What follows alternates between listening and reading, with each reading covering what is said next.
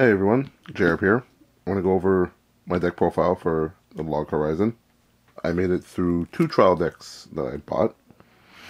So I'm going to go over what I have, what cards I didn't include, and pretty much in depth what each card does. So we're going to start off with these cards. It's Shiro, level 2, pay 1, 8,000 power, 1 soul. I didn't include him just because of his effect. I think there's better cards to have at level 2. Pretty much his effect is, if he reverses a guy, I can put the top card of my library into my clock, and I draw a card.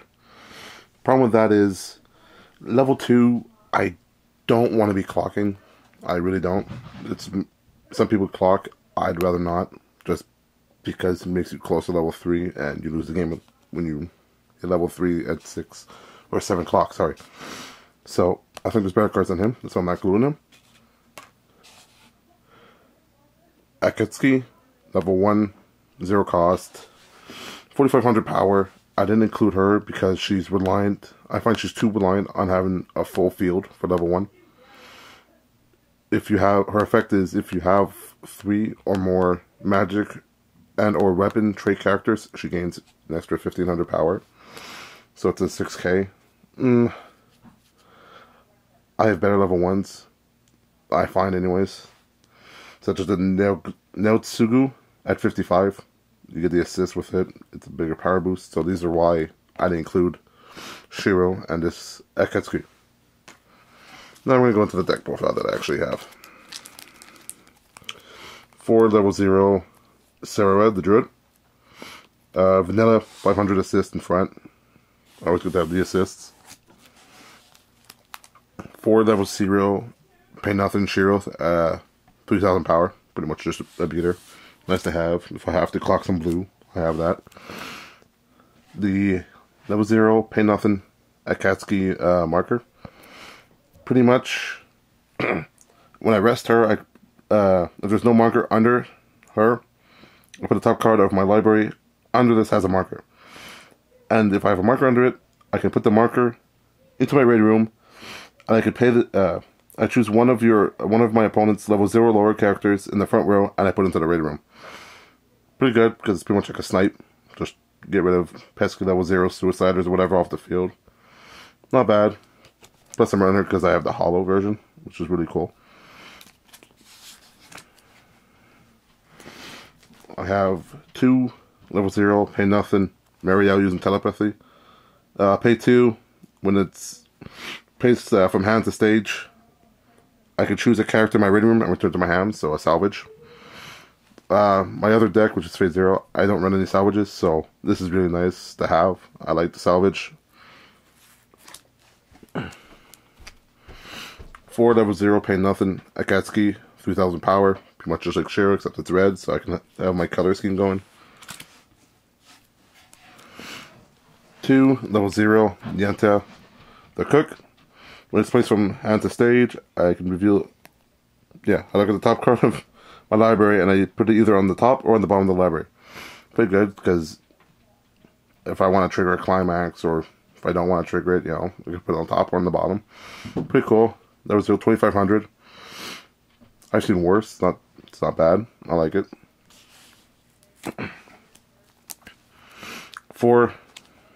If I can get this right. 4 level 1, pay nothing, Naotsugu's, 5,500 power. I'm running him pretty much instead of the Shiro because of what I said earlier.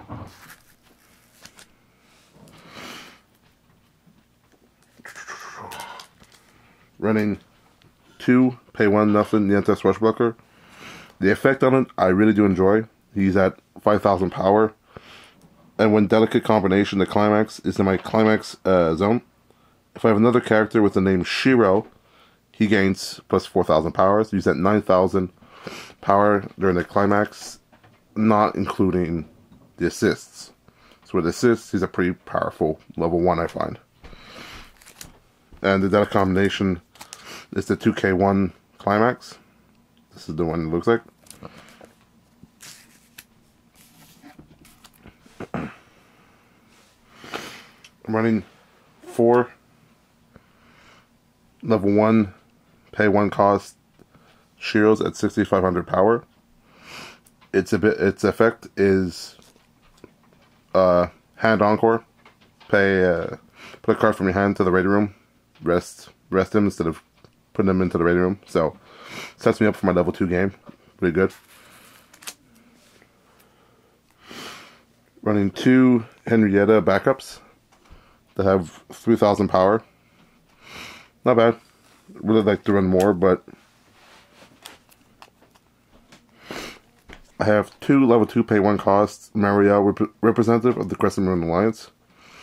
1, it's a pretty card. Looks nice. And it's a assist. All characters in front of her get 1,000 power, so I find that extremely powerful. Choose one of my weapon characters, and that character gains an extra 1,500 power, pay 1 stock. So I like it because it's a huge power boost, I find, from the decks that I've played. I haven't had any of these, so it's pretty cool. I like having that. I have 2 level 2, pay 2 cost, 9,000 power, 2 soul, Akutsuki Angered. You know, just vanilla beater. Just get stuff out of the way. 2 Natsugu's Arrest a Magic character. He gains an additional 1,000 power, so he's at 9,000, not including assists. So if you add the assist from that, it's got 10,000 power for level 2. It can rival some level 3s.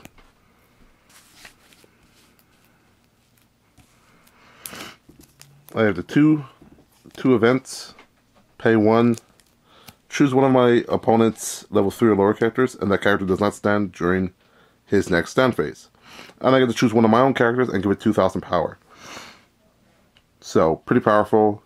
I can make a level 3 not stand the next turn, so I don't have to worry about being hit or potentially losing some of my level 3s or what it be. So, pretty cool. I have 2 of them.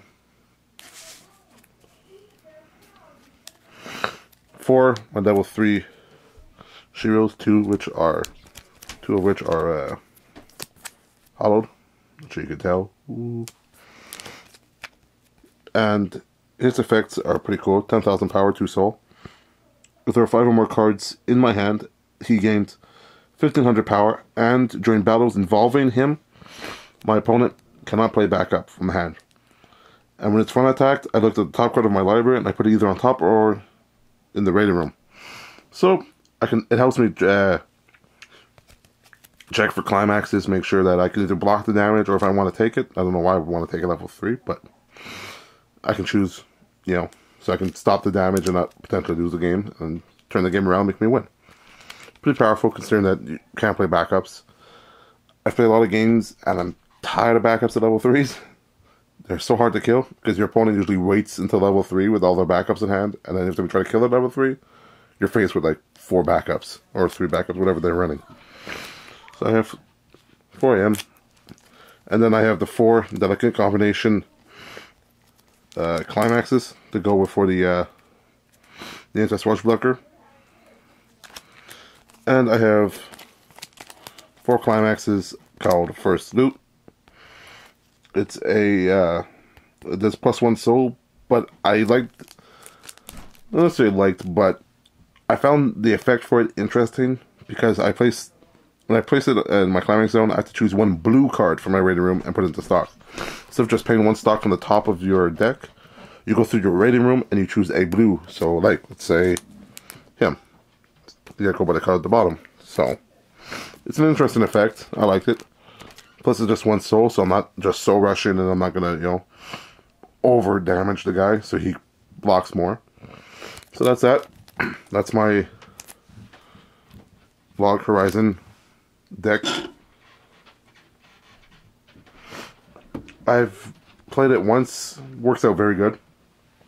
There's a tournament in my local shop this Saturday, so I'll probably be bringing it to my to the tournament, see how it fares out.